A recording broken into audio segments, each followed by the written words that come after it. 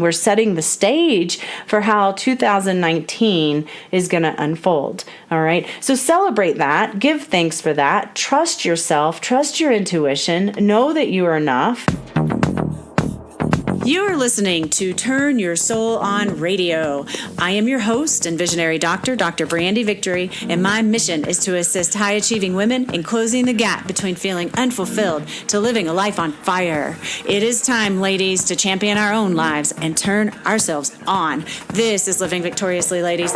This is how you turn your soul on. Hello, beautiful people. I am so excited to be here with you here today. Pardon my nasally voice. I'm battling a little bit of a cold right now, and my voice may sound a little bit off, but I couldn't miss this opportunity to be with you here today and bring some clarification to the purpose of ritual. I posted a podcast at the new moon this year. It's the first new moon, and we're coming up on the first full moon on the 20th here, and I'm going to be offering another ritual. So anyway, I wanted to kind of bring some clarification because I've had people question me about certain things, and some people really loved it. Other people were kind of like not into it because they're just not into ritual necessarily, or at least they didn't think they were. But in all actuality, we all have rituals that we're doing every day, and we don't maybe even realize it. We get up in the morning and take a shower. That's a ritual. We get up in the morning and we drink our coffee. That's a ritual. We get up in the morning and we meditate. That's a ritual. We get up in the morning and whatever it is you do on a regular basis, those are rituals. And it's important to look at whether or not the rituals that we have in our life are serving us. You know, we can have good rituals, we can have bad rituals. You know, like in this moment when I'm battling a cold, my ritual when I get a cold is to eat carbs. That's what I do. Or if I'm on my period, I eat carbs. Like the 2 days prior to my period, you betcha, my carb intake just goes up. So I know that happens at that time of the month, and I'm okay with it. In the past, I really wasn't okay with it, and that caused me so much stress. But since I know that's what my body's craving at that time of the month, then I prepare myself for that, and I understand I'm going to be eating carbohydrates during that time of the month, and then I do my best to not do that much throughout the month. You know, I do keep my carb intake is actually pretty high overall generally, but it just goes up in those moments. So I try to keep them moderate throughout that week. And now, of course, we don't know when we're getting sick. At least I don't. I mean, I can kind of feel it coming on right when it comes on, right? So that's just the way that is. And so, you know, the main thing is you just don't hold it against yourself. If you find yourself there doing rituals in your life that aren't supportive of where you want to go, then you know, don't hold it against yourself and make a change for that. I personally don't really care if I eat carbs when I'm sick. But maybe getting up and drinking caffeine in the morning isn't serving me, you know, or maybe drinking tea before bed isn't serving me because it makes me get up and go to the bathroom in the middle of the night and I'm not getting restful sleep. So there's all kinds of things that we do, but it's important, I believe, to really recognize the power of ritual, especially when we are doing it in a conscious way. So rituals give us freedom in our life, and freedom happens to be one of my core values. It's my primary core value. My number one core value is freedom, and my secondary core value is fun. So if I don't have freedom and fun in what I'm doing, trouble is on the horizon for sure. And we'll come back to core values later, but the primary thing I really want you to take home here is that when we have ritual, it gives us freedom in our life because we take opportunity to take responsibility for the direction of our lives, for our purpose in our day-to-day life. So when we have the ritual at the beginning at the new moon at the beginning of the month, then maybe, like for me, I set some rituals. One was the feeling that I set as an intention, and I buried it. If you haven't heard that, it's a really, really cool ritual that we did. But I buried that as I planted that seed, and and it was to feel successful. Like that's the feeling I want to feel in my body, not tired and stressed out and overworked and, all the things that it's easy. I want to just feel successful. And what does that really feel like in my body? So, setting intentions, intentional living is a ritualistic practice. And when we look at it from the perspective of, hey, I'm taking responsibility for the direction and purpose of my life, and then it has more meaning behind it. So you can do these on a day-to-day basis. You can do these on, with the moon. I personally just really hold this as a really important part of my life during the new moon and the full moon, because I want to make sure that I am living an intentional life and that I am focusing on the direction that I want to go. And these things help me do that. So, going back to carbohydrates, goodness knows I've been in the carbohydrate loop. The idea is that, okay, yeah, I eat some carbohydrates when I'm sick, but, I don't really want to have that be a pattern, a ritual that I do every day, right? So, that I have been there. I've had obsessive compulsive disorder with food. So, I get that stuff. But I've also done numerous rituals specifically around the full moon to release those patterns. And, now that I'm talking about that, I'm like, oh yeah, I did do that and I'm not in that place any longer. So, I really truthfully believe in intentional living and the power that we have to create the experience in our life. And when we use nature with a capital N to support us in that process, then we feel more connected in our body. We feel more connected in our minds and our spirit. We feel more connected to the whole, to the universe with a capital U, to each other, to humanity, to the world, to the animals, to the plants. And then that is when we feel on purpose. We feel like we're totally in alignment with why we're here and what we're up to. And the main thing is you want to just make sure that this is a playful experience. It's not supposed to be a drudgery or hard or challenging or I don't know what to do. Like ritual can be so simple. Obviously drinking a cup of coffee is a simple thing, but when we're really doing a ritual with intention so that we can find the freedom that we want to experience in our life and the manifestation that we want to manifest in our life, then it can be something as simple as just going up outside, looking up at the moon and the stars and giving thanks and celebrating your life, like really giving thanks and feeling grateful for where you're at. I think we commonly, I know I'm guilty of this myself, like we just take for granted the lives that we have. We have so much stuff. I just heard a story about women in Africa. I had no idea that 1 in 10 people on this planet do not have clean drinking water. That is a real statistic.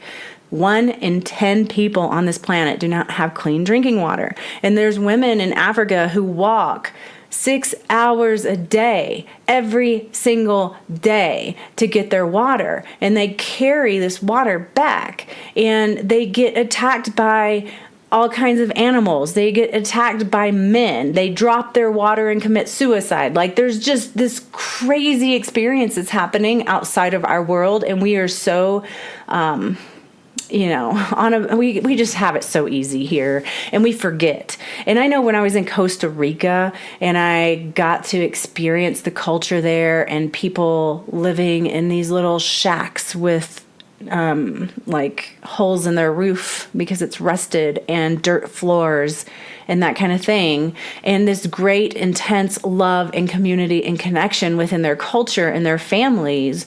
It was really, really amazing. And then when I came home, I had this horrible culture shock because I came home to bright, shiny cars all parked in rows and people upset about not knowing how to mop their new flooring. And, it was just the insanity of our first world problems really struck me so deeply that I didn't even want to be here in America. Now, I'm absolutely grateful to be here. And yes, I would go back to Costa Rica in an instant, but I'm not being called to be there. I'm being called to be here. And I'm grateful to be here. And I'm so grateful for all the amenities that I have in my life, so grateful.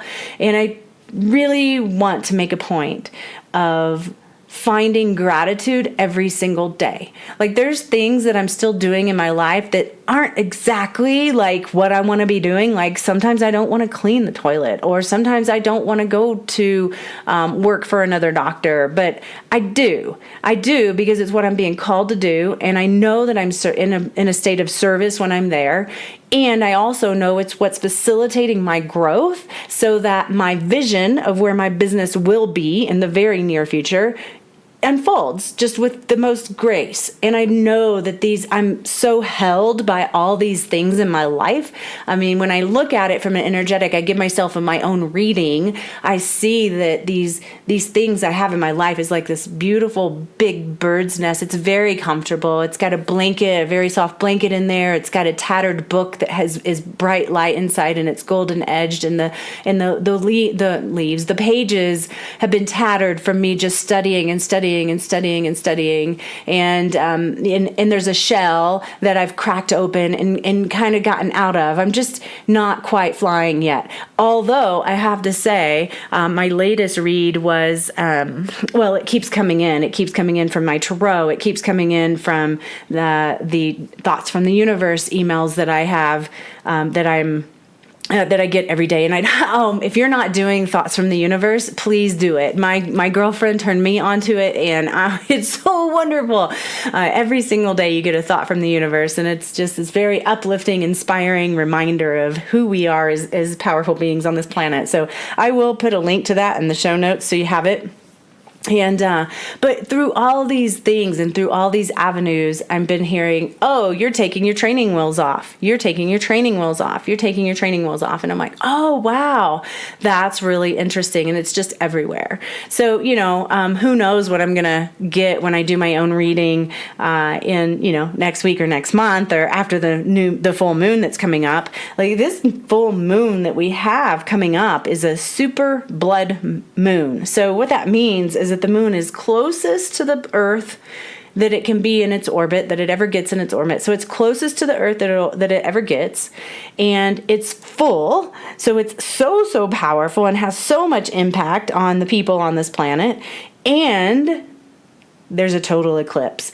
So when there's a total eclipse on a moon like that, it becomes red, and that red, they call it a blood moon because it's red. So we're not going to have another one of these up until 2021. So the power behind this is not like we have this every day, right? Like I really believe it's all in the stars, and the stars move us. The moon moves us, and we are being moved, and it's really, really exciting. So the question is, what pattern do you want to release now? Because during this full moon, it's coming up, and I will, as we get a little bit closer, I'll give you a ritual, but I just kind of wanted to share a little bit about it and have you start thinking about some things you could do. The full moon happens to be in Leo, and Leo likes to be the center of attention. He's like playful and proud and big-hearted and a natural-born leader, and all likes to be the center of attention and front stage and all that stuff.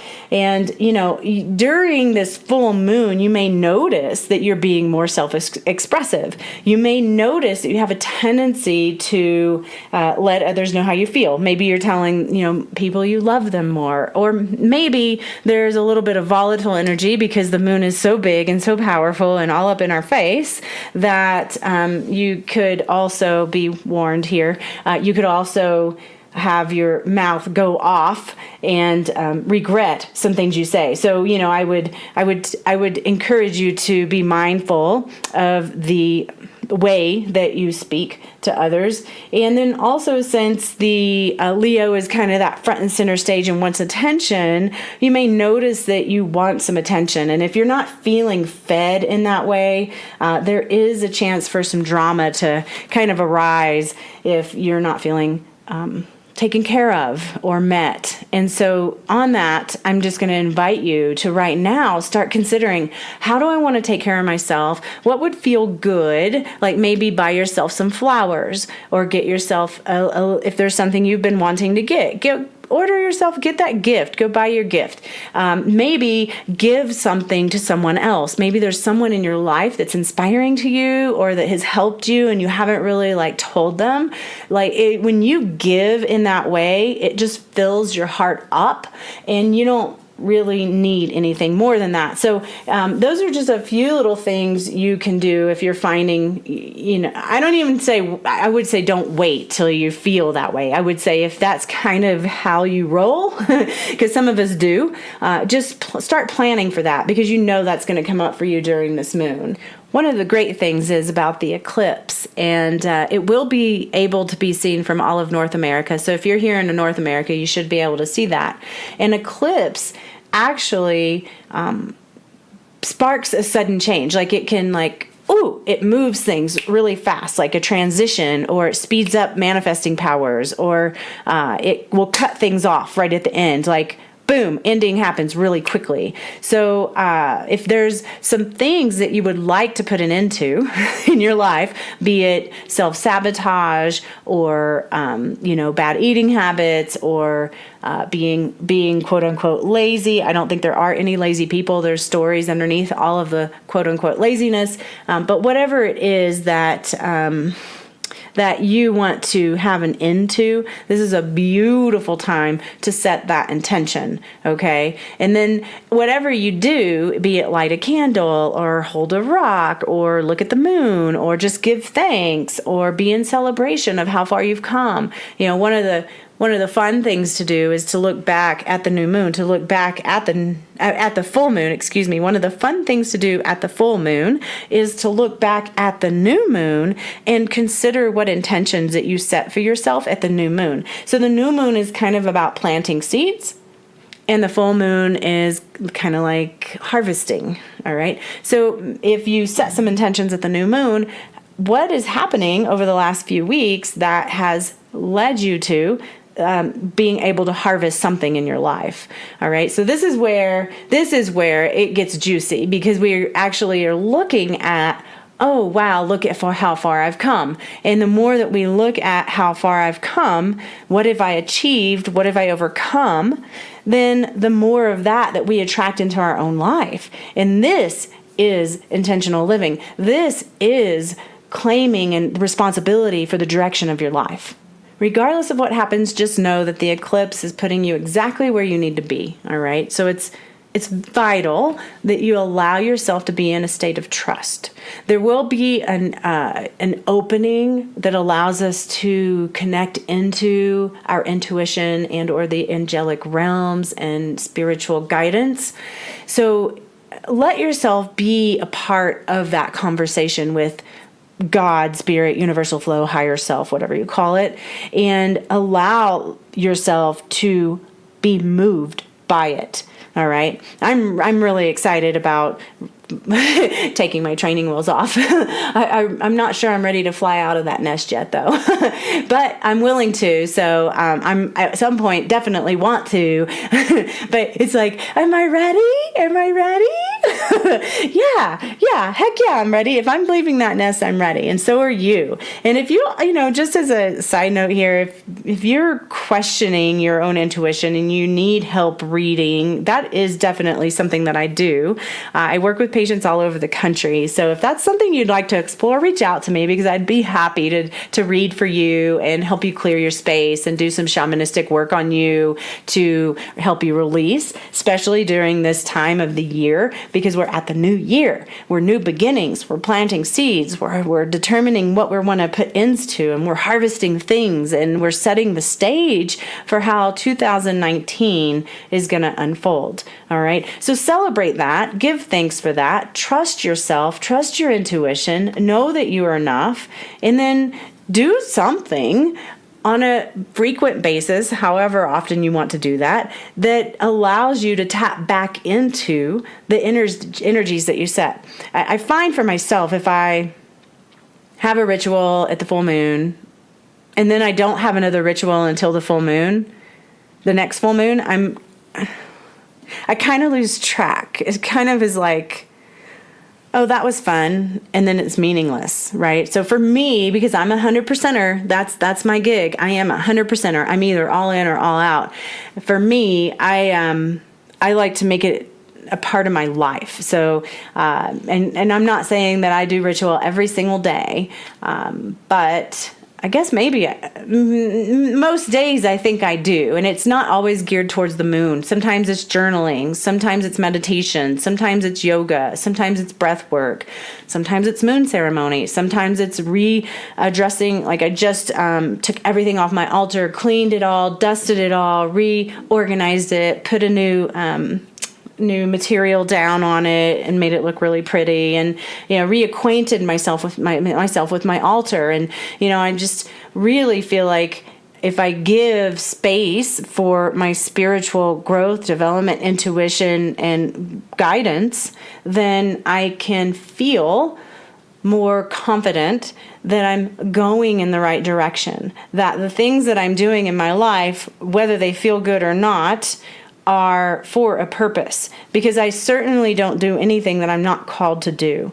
And if Spirit says do this, I do it. If Spirit says don't do this, I don't do it. If Spirit told me tonight in a dream to stop everything else and only do podcasts, I would sit with that and I would question it, and I would go in and I would be in deep meditation with that, and I would let it talk to me a little bit more so I understood that that's true, and then I would definitely not do that. That's kind of how I work. I mean, I'm 100%, as much as I can possibly be with the totality of my beingness, aligned to my spiritual guidance, and that's what I hope to share with everyone. If everyone was doing that, what kind of world would we live in? All right. I am just so grateful to be here with you today. I'm not going to keep you any longer. I'm kind of running out of voice right now, but I hope that your experience in this year is a joyous, expansive, beautiful,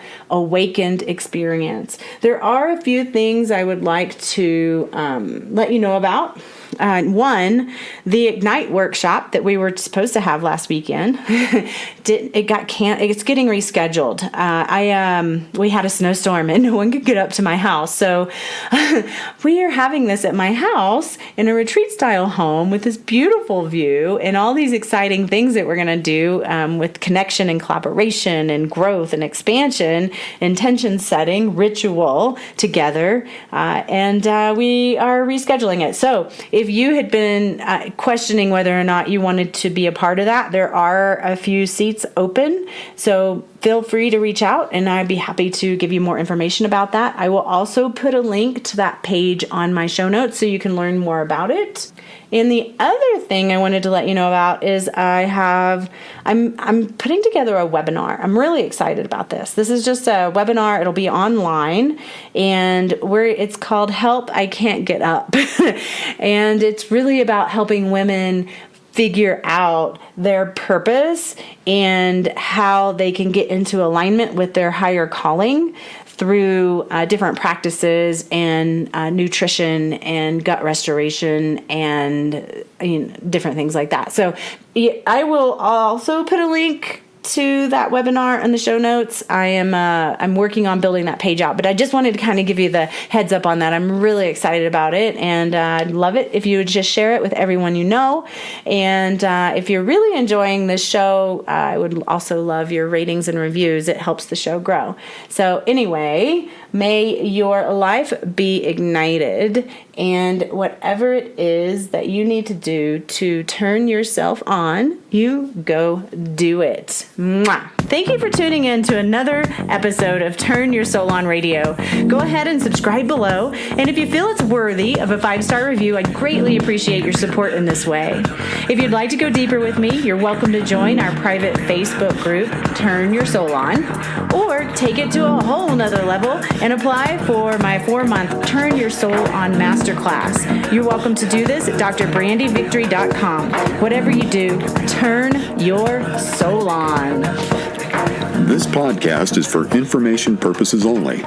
Dr. Brandy Victory is not a medical doctor, and the views and statements expressed on this podcast are not medical advice. This podcast, including Dr. Brandy Victory and the producers, disclaim responsibility from any possible adverse effects from the use of information contained herein. Opinions of guests are their own, and this podcast does not endorse or accept responsibility for statements made by guests. This podcast does not make any representations or warranties about guest qualifications or credibility. This podcast may contain paid endorsements and advertisements for products or services. Individuals on this podcast may have a direct or indirect financial interest in products or services referred to herein. If you think you have a medical problem, consult a licensed physician.